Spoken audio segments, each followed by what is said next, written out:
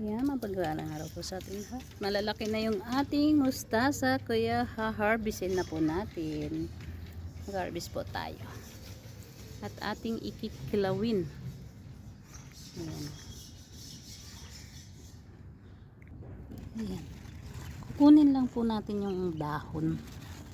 Hindi ko po bubunutin para magbulaklak siya. Ayan.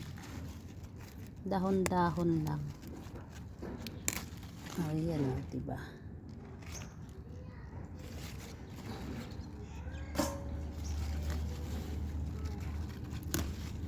Dahon-dahon lang tayo.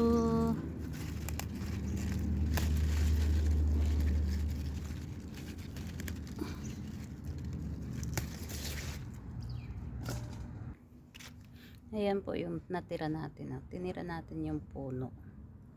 Kasi